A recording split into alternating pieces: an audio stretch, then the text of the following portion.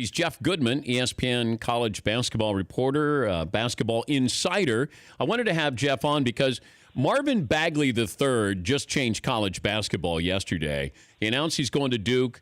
They're the prohibitive favorite to win the national title. Already had a great recruiting class, and I wanted to have Jeff join me because there's a little bit of a loophole here that Marvin Bagley III jumped through. Help me with this, Jeff, on what Bagley pulled off, and is this going to be a growing trend?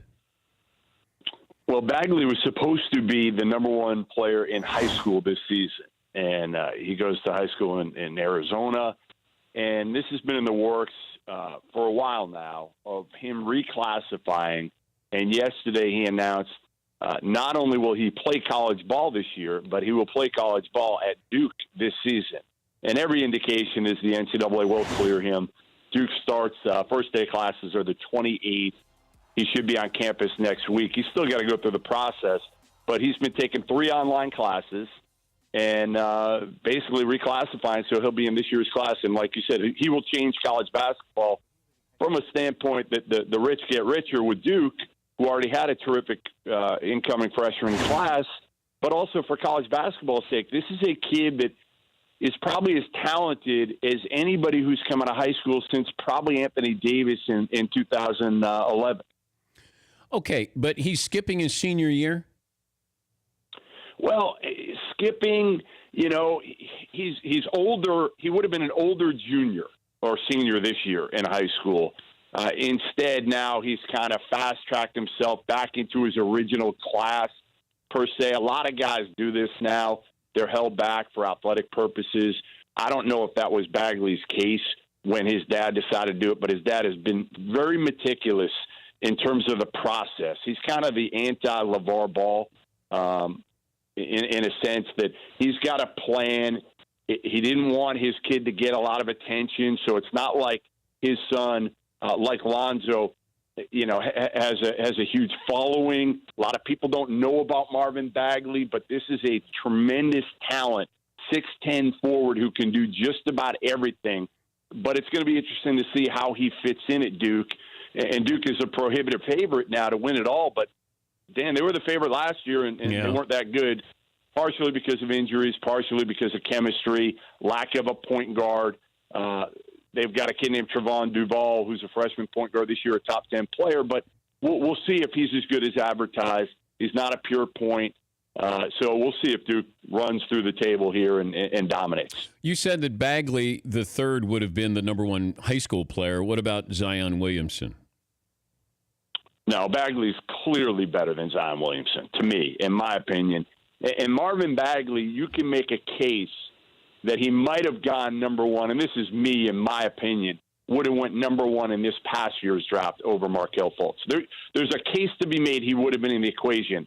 Now, the interesting thing is, Dan, none of the NBA guys have seen Marvin Bagley play in person. None of them.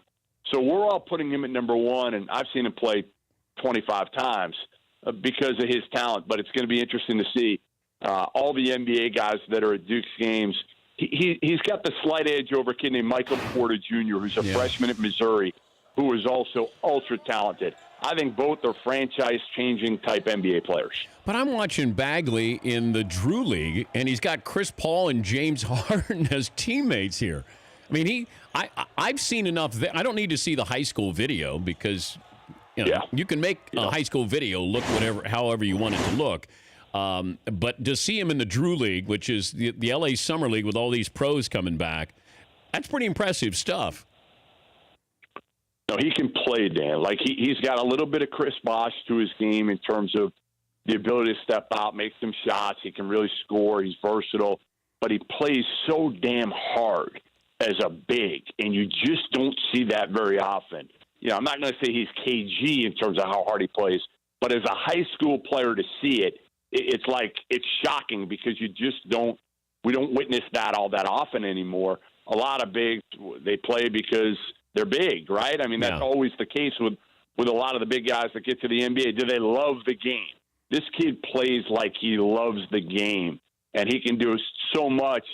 But it's going to be interesting because Duke's got two bigs, a kid named Wendell Carter, who's highly touted coming in, who's more of a true 4-5, and Marquise Bolden, who came back to Duke.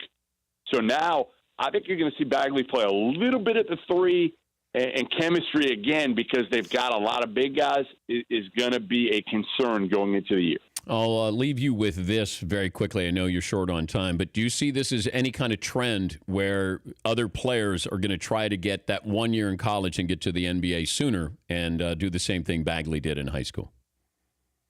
Yeah, I do. I mean, I think if you can do it and you're ready, why wouldn't you do it? It just allows you. Now, again, Bagley's got an NBA-ready body, Dan. Yeah. So he's able to do it now.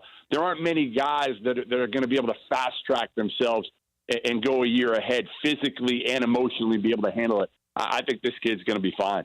Thank you, Jeff. We appreciate your time. You got it, Dan. That's Jeff Goodman, basketball insider for the Mothership.